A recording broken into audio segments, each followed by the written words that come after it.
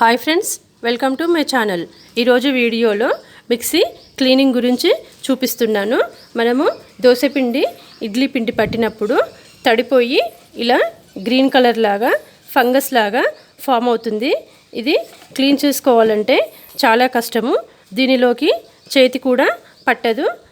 చాలా సింపుల్గా ఎలా క్లీన్ చేయాలో చూపిస్తాను. ఒక బౌల్ తీసుకొని ఇలాంటి మనము అంట్లు కడిగే లిక్విడ్స్ ఉంటాయి కదా, లిక్విడ్స్ 2 డ్రాప్స్ తీసుకోవాలి.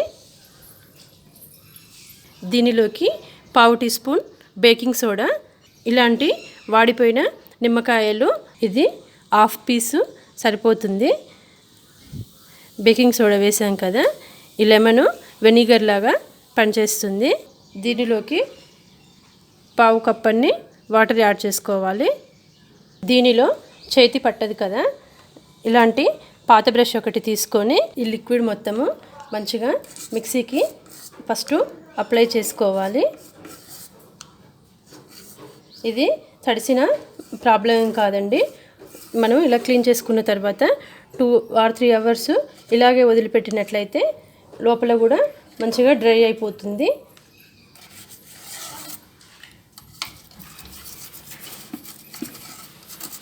ఇలా చూడండి, ఇలా అంటే ఎంత బాగా క్లీన్ అవుతుందో. సైడ్కు ఉంటాయి కదా ఎయిర్ గ్యాప్స్, వీటిల్లో కూడా మనము ఈ స్క్రబ్బర్తో ఇలా అన్నట్లయితే మంచిగా క్లీన్ అవుతాయి. ఈ సైడ్కు ఉంటాయి కదా ఎయిర్ గ్యాప్స్, వీటిల్లో కూడా మనము ఈ స్క్రబ్బర్తో ఇలా అన్నట్లయితే మంచిగా క్లీన్ అవుతాయి. ఇక్కడ బటన్ దగ్గర కూడా బాగా జిడ్డు పేరుకుపోయి ఉంటుంది. దీన్ని స్క్రబ్బర్తో ఇలా అన్నట్లయితే ఇక్కడ బాగా క్లీన్ అవుతుంది. చూడండి, ఈ లోపలిది మనము బ్రష్తో ఇలా అన్నట్లయితే మంచిగా క్లీన్ అవుతుంది.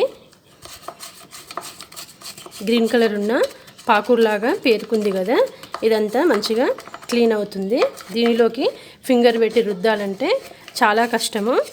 ఒక్కసారి స్క్రబ్బర్తో ఇదంతా మళ్ళీ ఒకసారి అనుకున్నట్లయితే మంచిగా కొత్త మిక్సీ లాగా అవుతుంది.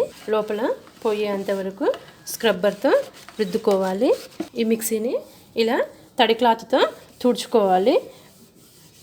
ఇలా తుడిచినట్లయితే ఇదంతా క్లీన్ అవుతుంది. ఎక్కువ వాటర్ పోసినట్లయితే లోపలికి వెళ్ళి వాటరు మిక్సీ లోపలికి వెళ్ళి ఖరాబ్ అవుతుంది.